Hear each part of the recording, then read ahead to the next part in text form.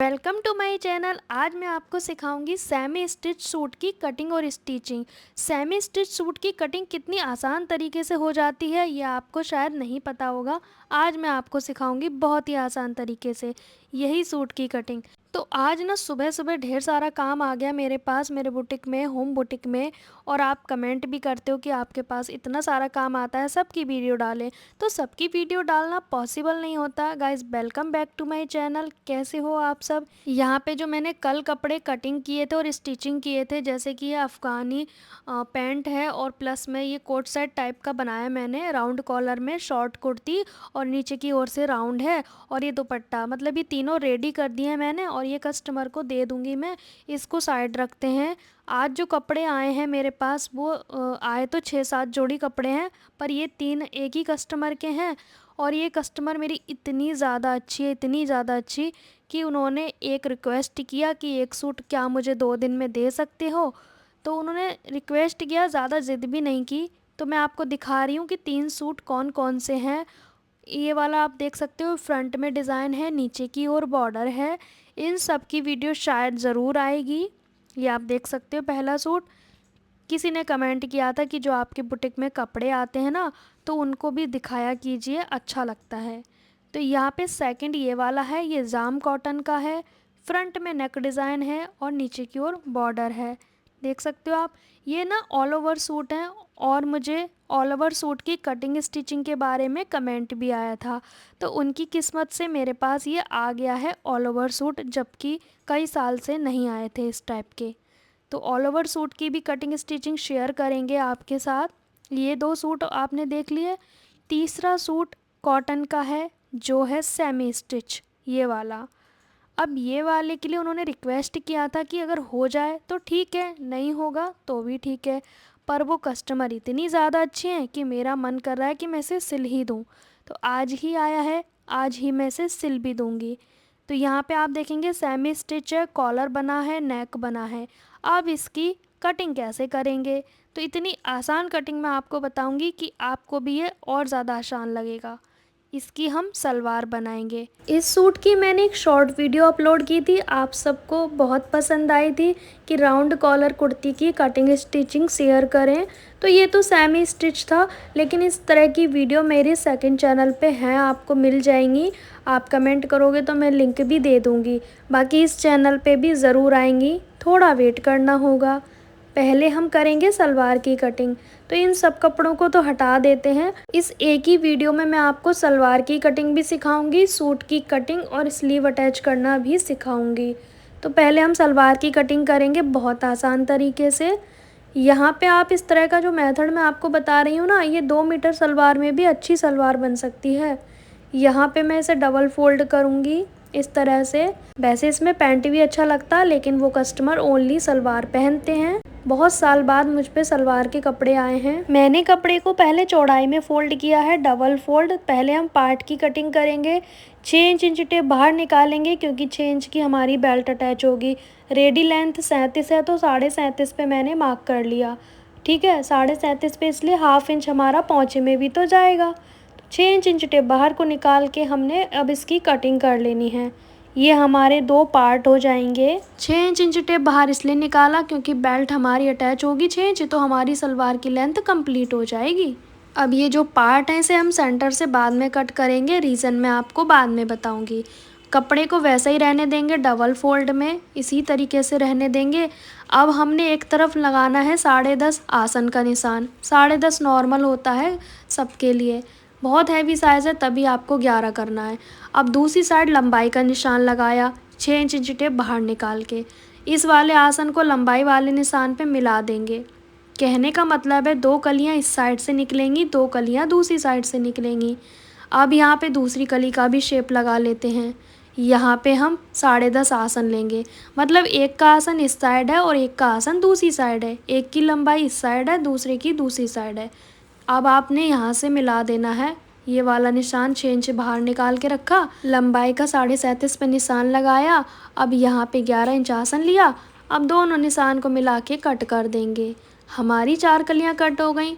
2 कलियाँ जॉइंट हैं तो यहाँ से भी कट करके अलग कर देंगे, क्योंकि एक साइड कपड़ा बंद था ना, इसीलिए। 4 कलियाँ मिल गई हमें, 2 पार्ट मिल गए, बस सिंपल सलवार की कटिंग हो गई। कितनी आसान है ना। अब यहाँ पे बचे हुए कपड़े में बेल्ट बनाएंगे। तो हिप साइज़ है कस्टमर का 40, तो 10 इंच प्लस करेंगे 50 हमें बेल्ट चाहिए टोटल। कपड़ा डबल फोल्ड में है तो हमें 25 चाहिए और ऐसे में 8.5 चाहिए। 6 इंच रेडी चाहिए बेल्ट और 2-2.5 इंच जो है वो हमारा फोल्ड में अटैच करने में माइनस हो जाएगा, है ना। तो 8.5 मैंने चौड़ाई ली और इस तरह से ली मैंने 25 हिप के हिसाब से।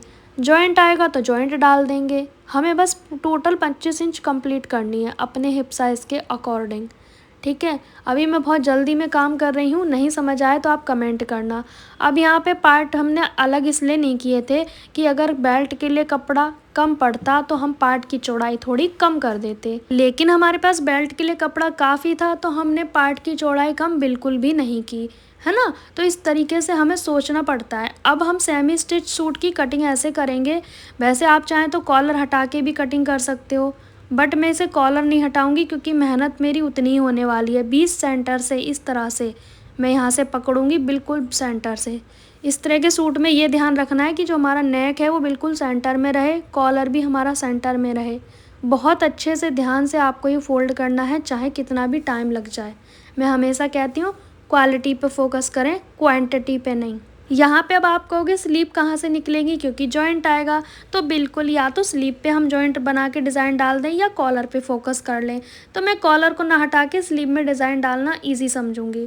यहाँ पे इस तरह से सेंटर से फोल्ड कर लिया। कितने अच्छे से फोल्ड करा है, ऐसे ही आपको करना है, बहुत आसान है। ऊपर की ओर से इंच टेप सीधा लेंगे।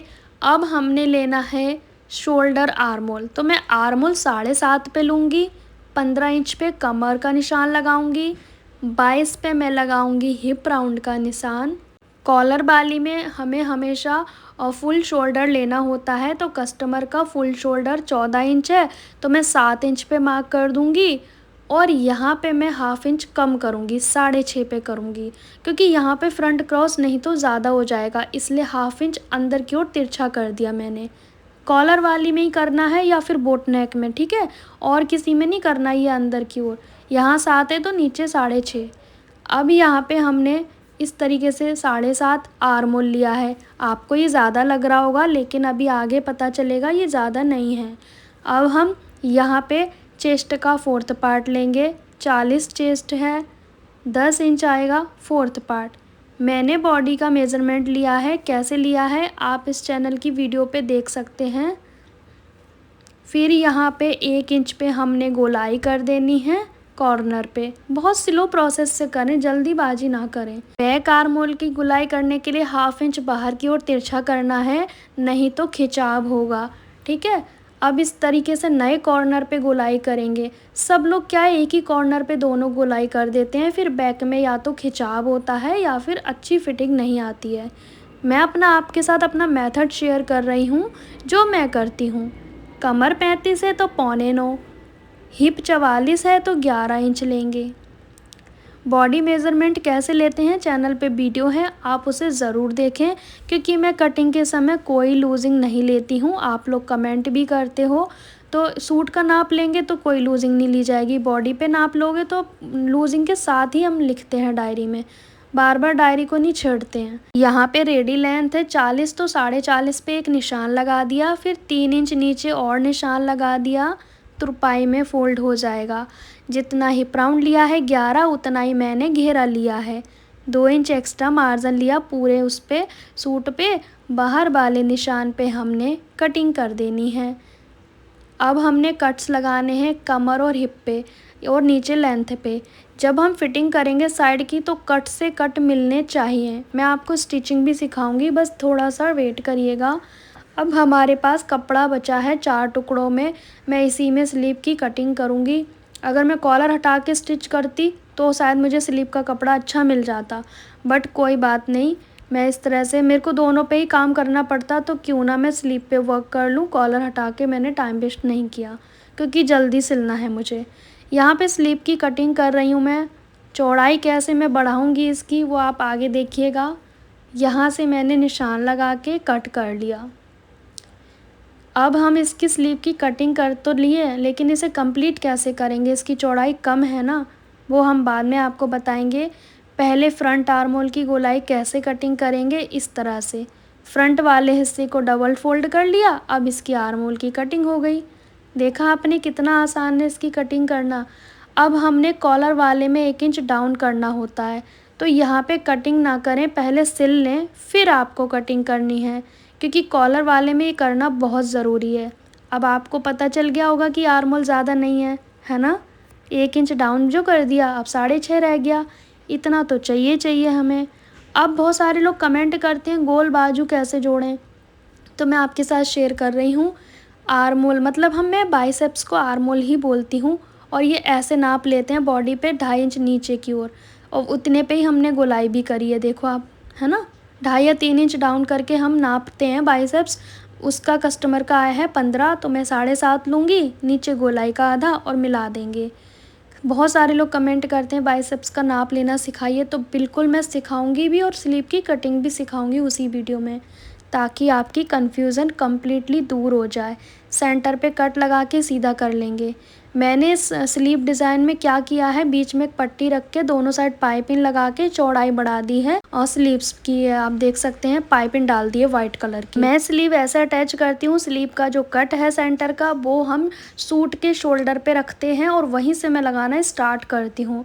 कुछ लोग नीचे सिलाई वाली जगह से लगाते हैं, बट मैं वहाँ से नहीं लगाती हूँ। इससे होगा ये, अगर स्लीव थोड़ी सी भी छोटी बड़ी पड़ेगी तो आप सिलाई वाली जगह से खोल भी सकते हो, पर हमारा जो सेंटर है वो इधर उधर नहीं होना चाहिए, उससे बहुत ज़्यादा प्रॉब्लम आ जाएगी फिटिंग में। तो स्लो प्रोसेस से करें। अब आप देखेंगे बैक साइड पे हमारी स्लीव थोड़ी बड़ी पड़ रही है, तो ये बड़ी होनी चाहिए, क्योंकि स्लीव हमेशा लूज़ लगानी चाहिए, खींचना नहीं चाहिए। स्लीव को लूज़ छोड़ेंगे और तब सिलाई लगाना है आपको। अब यहाँ पे स्लो प्रोसेस से सिलाई लगाएं, एकदम जल्दबाजी ना करें। देखो आप कितने आराम से लग गई ना, मैंने उसी में एडजस्ट कर दिया। बड़ी स्लीव थी फिर भी एडजस्ट कर दिया। ये जॉइंट आमने सामने है, यहाँ पे शोल्डर पे भी कट हमारा सेंटर पे है, तो अब हमारी स्लीव जो है वो परफेक्ट बैठी है, और मैं आपके सामने ही दिखा रही हूँ। अब आप देखें जॉइंट से जॉइंट मिला हुआ है। राउंड स्लीव लगाना चाहिए सूट में। ब्लाउज़ में भले आप सीधी स्लीव लगा दें, पर सूट में हमेशा राउंड स्लीव लगाएं, क्योंकि ऊपर की ओर हाथ करोगे ना तो उठेगा नहीं कमर के पास से। ये चीज़ें होती हैं छोटी छोटी जो आपको ध्यान से देखनी और सीखनी होती हैं, पर तभी सीखोगे जब वीडियो को स्किप नहीं करोगे। अब आप बताओ इसकी फ़िटिंग, इसकी स्टिचिंग मैंने अच्छी की है या नहीं की है, कमेंट करके ज़रूर बताना। और स्लीव जो थे 4 टुकड़े थे, उस पे आप देखो मैंने क्या किया है, 1-2 इंच की पट्टी रख दी दोनों टुकड़ों के बीच में, और उस पट्टी पे दोनों साइड पाइपिंग लगा दी। देखो कितनी अच्छे से हमारी स्लीव का डिज़ाइन बन गया। कम कपड़े का एहसास भी नहीं हुआ, है ना। कस्टमर भी खुश हो जाएंगे, भाई डिज़ाइन डाल दिया, क्योंकि मेरा टाइम वेस्ट होता अगर मैं कॉलर को खोलती फिर मैं वापस से सिलती। तो मैंने सोचा मैं स्लीव्स पर काम कर लूँ बजाय कॉलर को खोलने का, क्योंकि ये सूट मुझे 1 दिन के अंदर ही देना है। आज मैंने सिल लिया और आज ही इसे तुरपाई को दे दूँगी। कल जब वापस आएगा तो ओवरलॉक करके मैं तुरंत कस्टमर को दे दूँगी। इसलिए मैं आपको भी आज ही दिखा दे रही हूँ, कस्टमर तुरंत ले जाएंगे तो मैं शायद नहीं दिखा पाऊँगी। तो यहाँ पे ये बन गया हमारा सूट कंप्लीट, राउंड कॉलर वाला। राउंड कॉलर कुर्ती की कटिंग स्टिचिंग सेकंड चैनल पे बहुत सारी मिल जाएंगी, बाकी इस चैनल पे ज़रूर आएंगी, पर थोड़ा टाइम ज़रूर लगेगा। ये आप देख सकते हैं पाइपिंग वाले स्लीव्स हमारा इस तरह का बना है। अगर कम कपड़े में स्लीव्स बनानी है तो आप भी ये जुगाड़ लगा सकते हैं। डिज़ाइन की डिज़ाइन हो गया और बहुत अच्छा हो गया। अब आप बताओ, दिल्ली में तो भाई बहुत ज़्यादा गर्मी है, आपके यहाँ कैसी गर्मी है। अब मेरी एक इस सलवार की स्टिचिंग में एक चीज़ देखो आप, मैं जब सलवार बनाती हूँ ना तो प्लेट जो है दोनों साइड इक्वल होनी चाहिए मेरे लिए। तो अगर इधर 15 प्लेट आई है तो दूसरी साइड भी मुझे 15 ही चाहिए, कम या ज़्यादा नहीं होनी चाहिए। तो मैं अपने काम पे ना इतना ज़्यादा फोकस करती हूँ। आप लोग कहते हो ना कि स्पीड पे बिल्कुल ना जाएं, काम पे फोकस करें।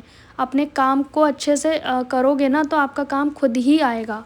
यहाँ पे मैं धागा लगा दे रही हूँ, इस सूट के अंदर ही तुरपाई के लिए भेजना है। मैं ना धागे सूट के अंदर ही बांध देती हूँ ताकि उनको भी दिक्कत ना हो। मिलते हैं नेक्स्ट वीडियो में, बाय बाय।